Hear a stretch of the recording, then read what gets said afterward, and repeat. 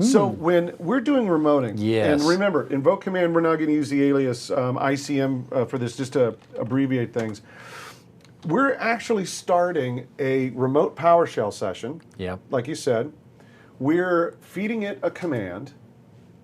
Then we're closing that PowerShell session and leaving. Right, so we start a TCP connection. TCP. We start a process. We load the CLR. We load PowerShell. We initialize PowerShell. We run all your profiles. There can be up to 4 profiles. There you go. We run those, and when those are all ready, then we take the code, we execute it, and we throw all that away. And then we throw everything away. So this is important. When you're using remoting, we're going to connect to that box. We're going to start all this stuff up. We're going to climb up this mountain. We're going to give it your little tiny code. Do that. And then we have to tear all this down and walk away.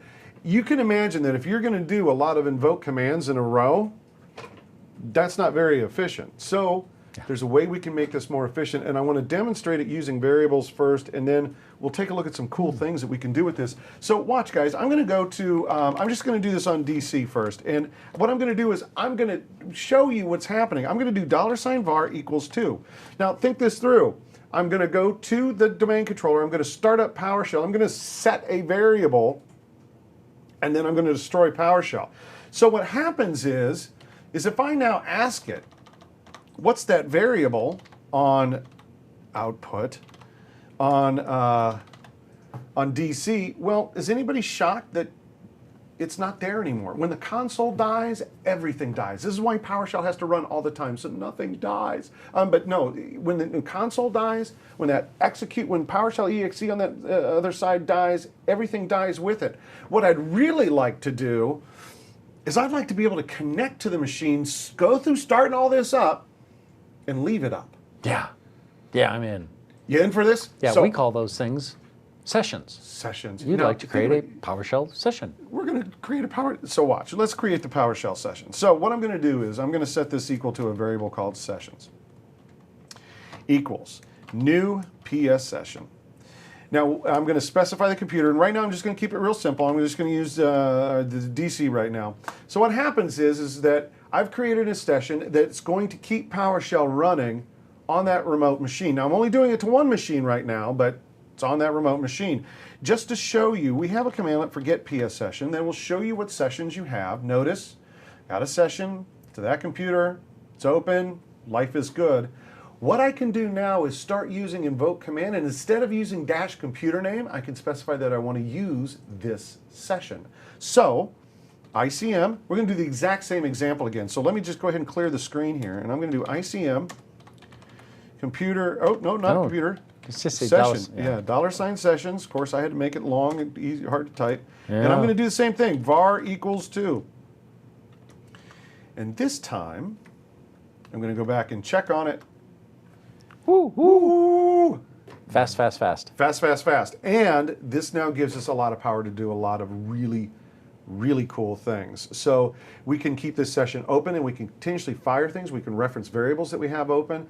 This is going to make our lives a lot easier. Happy. Happy. Do you want to show them the difference in time? Yeah. Oh, okay, do measure command. You know measure command? Yeah. Do measure command on just invoke command minus command name, or minus computer name. Oh, you want to see the difference in time? Oh, Yeah. I wonder if that would, you think it's going to be apparent here? Computer name DC. Yeah. And Do get process.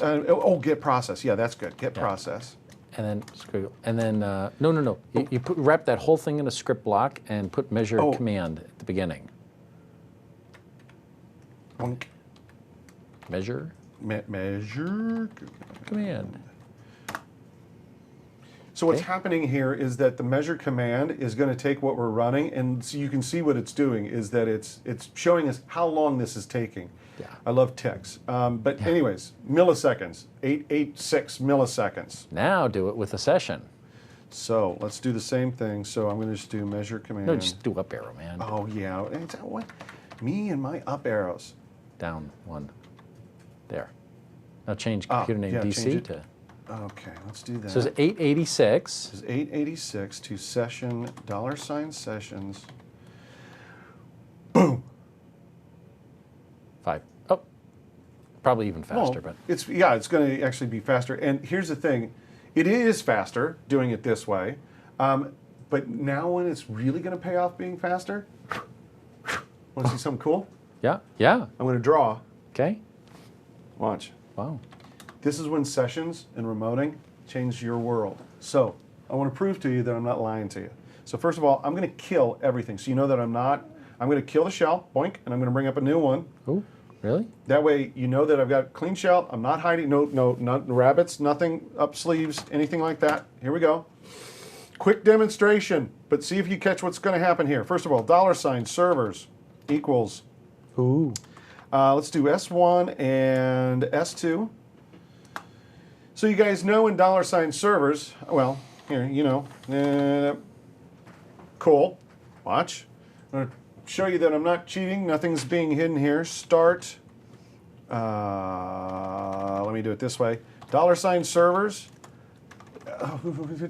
Type. Do you need some coffee? Oh, yeah. $ servers. And watch. I'm going to use a command called for each. And what this is going to let me do is iterate through each one of those coming across the pipeline. So you know it's in $ servers. I got 2 computer names. I want to grab the current one across the pipeline and use it in a special way. So what I'm going to do is start start iExplore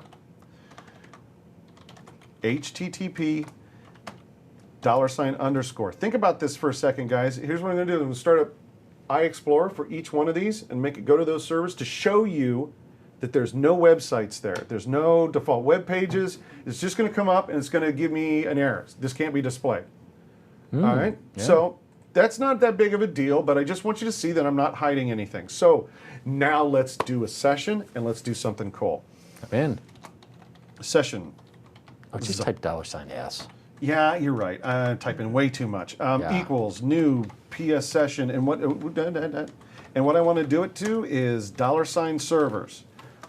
Boom. I'm going to get my sessions to these remote boxes. Now, so just so that you see I'm not cheating. Got multiple there's my sessions. Yeah. Got multiple sessions.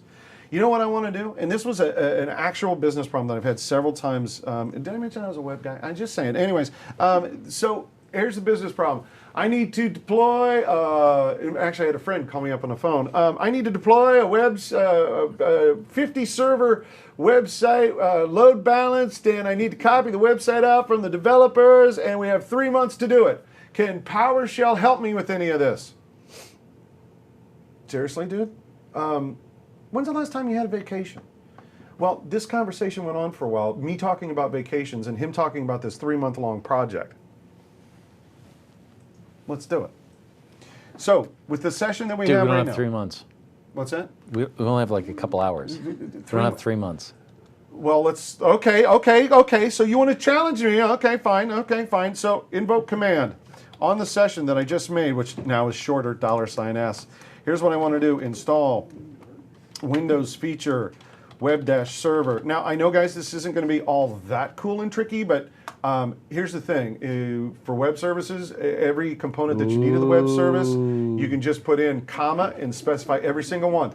This doesn't have to be web servers. This could be Hyper-V servers. This could be whatever it is you need deployed. And I want you to see that it's happening on, I know, over here, that it pretend that the sessions for $S was 50 servers, 1,000 servers. Now take a look. It comes up, and as it shows me as it's finishing the installation on those remote boxes, and I'm maintaining this session so that I can still do it. But wait, it's not serial. It does it in parallel. Yeah, it does it in parallel. So what's happening is that it's not going to this server and then going to this. No, it's going, dudes, install. Come on. We're talking less than 4 minutes. I've just deployed as many web servers as I want. But wait, we're not done. Watch. There's more. Watch. I'm just going to up arrow for once and go back to this command. Watch. Oh, Come on. oh. Come on. Yeah.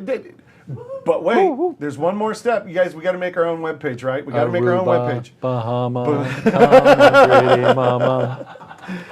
So 3 months, baby. We're gonna make our own web page real quick just to prove that you can still do this. Just make this default HTML, and when you say MVA and PowerShell rocks, and I'm gonna save this. I want to deploy this I want to deploy this, so I'm going to $servers pipe.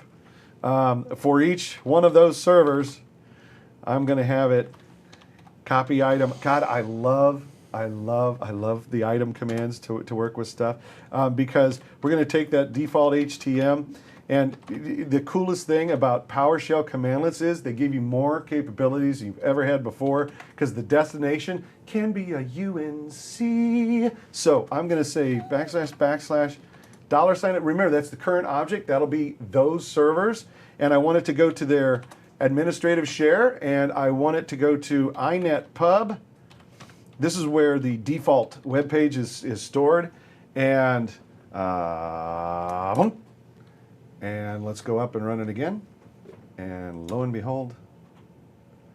So Aruba, we're going. It's vacation time now. So in other words, in just a couple of minutes, I've deployed out, in this case, a web server and a website. It's a small demonstration, but the idea is this. It changes how you think about administration. Yep. Now it's, instead of sending guys out, going, go out there and install this and install that and let me know when you're done in 3 months. Now it's, get somebody with a screwdriver to rack and drack these things. As soon as they're powered up, I'm going to remote into these things, install what they need. I'll probably script it so I never have to actually type these 4 commands again, and boom, it's done. And now that I've got the script, if I need to add more, just add some more. Just add some more. Or Totally give it awesome. to me, because I have a problem, and you give it to me, and I just do it. Give it to you. Like it might be more complex. Like I really don't understand this web stuff. And I say, oh, I have this problem. And you can say, hey, Jeffrey, here's a script I have. And I look at it and I said, boom, boom, boom, minus what if? Yep, do it.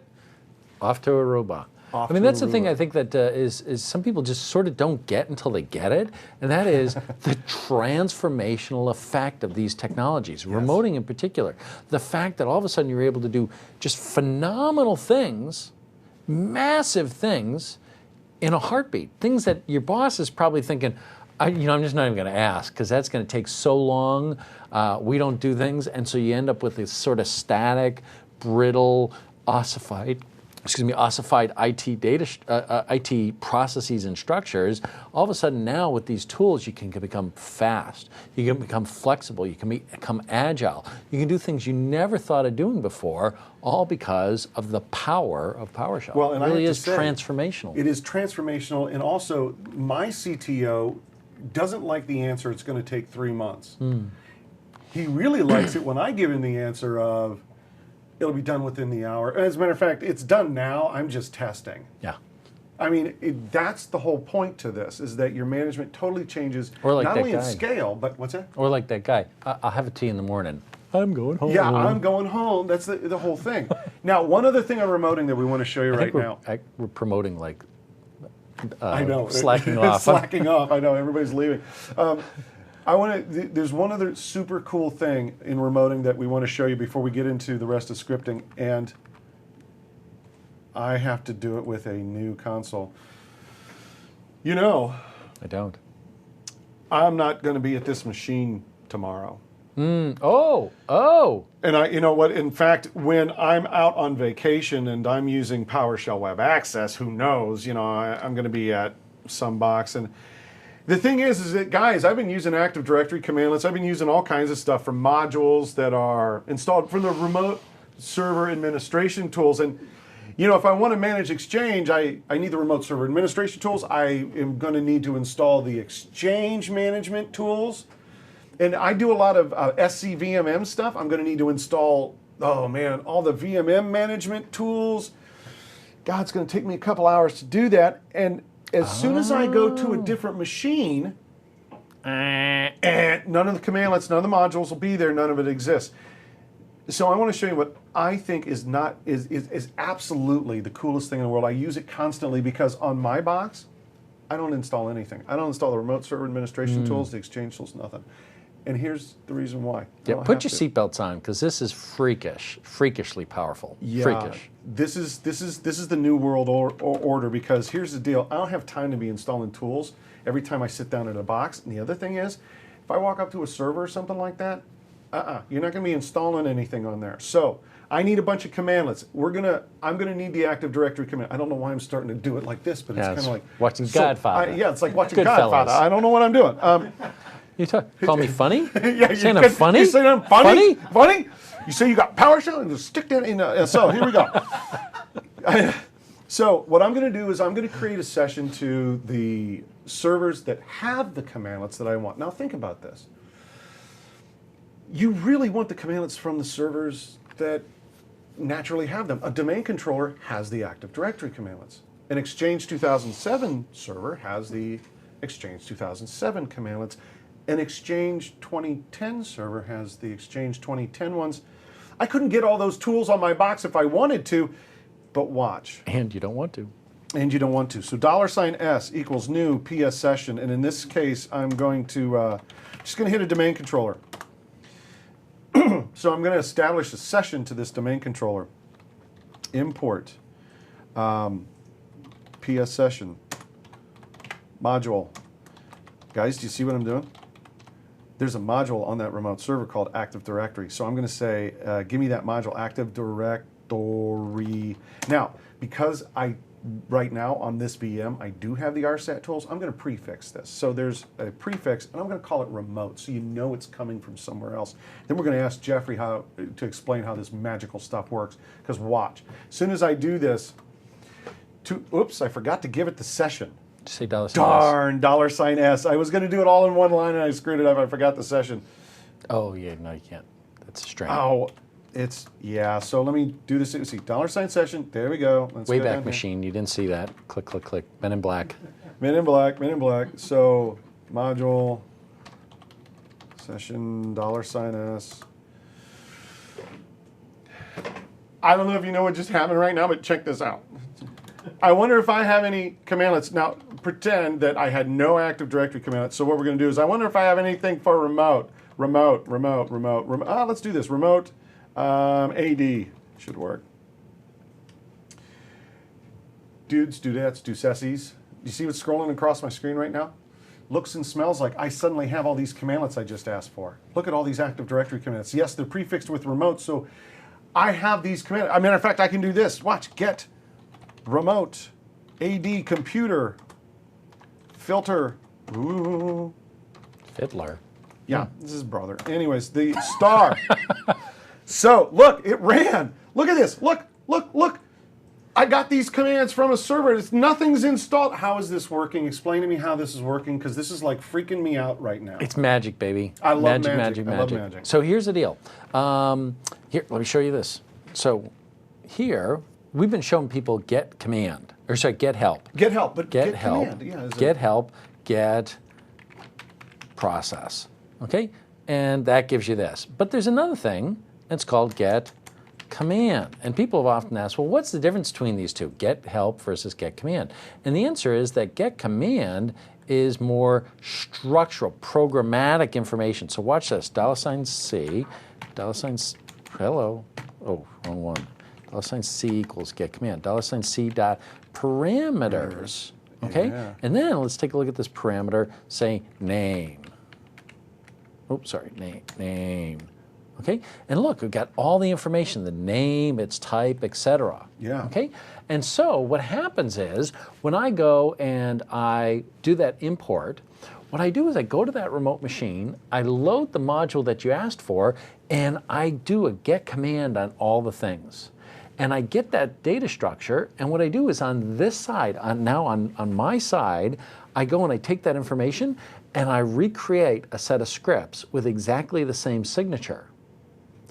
And then the body of the function basically says, hey, when you go do this, gather all that stuff up and run it over there using invoke command. So I don't actually have these commandlets on my machine. I have like a proxy or a shortcut that is saying, take all the information from the parameters and then go run it on the source machine. Exactly. So do this. Do on your machine now, type get command. Get command. Get -* AD computer. Get -* AD computer. Okay, so look. Oh, notice yeah. one, the get AD computer is a commandlet. Now that get commandlet, that's the real .NET code. Okay. Okay, but look at the function. Yeah, what's going on there? So now take a look and do this. Type parentheses, get command, get remote AD computer, Get remote AD computer. and dot definition. Definition. Ooh, look at this. Yeah. So look at this. This was dynamically generated code. Okay. Dynamically generated code on my side. On your side. That says, grab these parameters. Oh, so you know what? Let me just say, in PowerShell version 2 was a pivotal technology. In PowerShell version 1, commandlets had to be .NET. In PowerShell version 2, we said commandlets could be .NET or PowerShell itself. Okay, so now PowerShell scripts are full commandlets. Which you're going to see in a little bit, guys. Now, this was a transformational technology because what it means is now all of a sudden you can write programs which generate commandlets dynamically. And that's what we do here. That's what that import PS session does. We go and we get a data structure. We have a program that dynamically generates a PowerShell script that has exactly the same signature as the .NET commandlet on the remote machine, has exactly the same signature. I gather up all that information, and I then run it on the remote machine. And I think so to make sure the concept is good is that we're, just like Jeffrey said, it looks and tastes and feels like the commandlets are here on my machine, but they're not. They're functions that are going back and running it on the remote machine. So think about this. Who's going to be better at running get AD computer anyways? Your box or the domain controller? So first of all, that's going to be faster. But you were telling me about this scenario, and I love this scenario about the guy who had to do a migration from Exchange. Yeah. I had to do a migration from Exchange 2007 to Exchange 2010. You're not going to get those tools all installed on your box, but you can import both sets of commandlets. Prefix one with 2007. Prefix another with 2010. Now you got both sets of commandlets all in the same place, and you can get the two products to work together. Exactly. He was doing the equivalent of like get, like I'll just say V1 and V2. Get V1 user pipe to set V2 user. Right. And what's happening is he's on this box, he's getting the users from this machine and he's setting them on that machine. And this is the power of this stuff. Now all of a sudden, I mean, it used to be that integration was just painful, right? I got to find all this stuff. I got to get it all in this box so it bloats the box. I'm running out of disk space. Oh, wait, this guy updated something. I got to patch it. Oh, wait, they require different versions of stuff. Blah, blah, blah. Just hideous. Hideous. And now the answer is, hey, dude, I'm sitting right here. I import the stuff from there. I import the stuff. I import the stuff. I import the stuff. And I'm sitting here. And look, by the way, type. Look, you get tab completion. Oh, so yeah. Watch this. So get remote and look. Well, here, let me do remote AD, so that we look. Yeah. All the so you got tab completion. You have help. Everything. You got everything. And help will discover all of this. So you've got full discoverability, you got full help. It looks and feels like it's here, but it's running in the best place possible, which is on those machines. Yeah, and magic. I didn't have to install anything. Now, this is referred to as implicit remoting, and you're probably going to want to do this yourself. It's already in the slides, but we'll also give you some more references for the implicit remoting. And to be honest, when I'm managing, this is what I'm doing. I don't install anything on my local box because I'm not too sure as a consultant what box I'm going to be on. So I'll just implicitly remote the commands that I need when I need them. By the way, you know what we missed? Here's the other thing that's so important, is when I imagine I'm going to go get this stuff from different things, over here I might need a different set of credentials than over there. Right. So instead of having to type the credentials all the time, you create the session with a set of credentials, you import the commandlets, those credentials are then used. Every time, and guys, there's a dash credential parameter on this. So when you create the session, you use the credentials that you want to use. When you do the import of the modules, then you're using those credentials over and over and over again. So you don't have to keep track of all of that. It really makes your life a lot easier and cuts down on all the minutia of tools and all this kind of stuff. I really encourage you guys to go try this, even if you do it locally. Like here, let me show you something. I'll just show you how to do it locally, right? Because it's just so freaky. So here, you can do, I just say $S equals new session. And that'll connect to locally, right, your local machine. And then you can do import PS session, $S minus, and we'll just like do one command, like minus command get process minus prefix, prefix wow, right? And so now all of a sudden you get wow process. And it just There it works. goes. Okay, so the point is, just try it, right? Because you don't necessarily have to have access to some remote machine with domain controllers and all that stuff. You can do it on your local box, but it is so freakishly cool. I mean, you just want to have fun with it. And, Give it a try. It's seriously going to solve a lot of business problems for you going forward. I mean, just grabbing the commandlets from the machines that have them, you got the correct versions, of whatever product you're working with. Implicit remoting is truly a godsend for this. Now, guys, we're going to take another 10-minute break, and we're going to have our last session For today. And it's going to be on, we're going to start scripting. We're going to start seeing what the script looks like. So come back and join us in 10 minutes and let's automate. And then in 2 weeks, we do the advanced one. Now, the advanced one, we roll up our, well, they're already rolled up. We roll up our sleeves and we get into the scripting, the automation, etc. Yeah, the hardcore stuff. But this is a taste that I think you're going to enjoy, and it'll get you working and it'll get you prepped for what you need in 2 weeks. So see you in 10 minutes.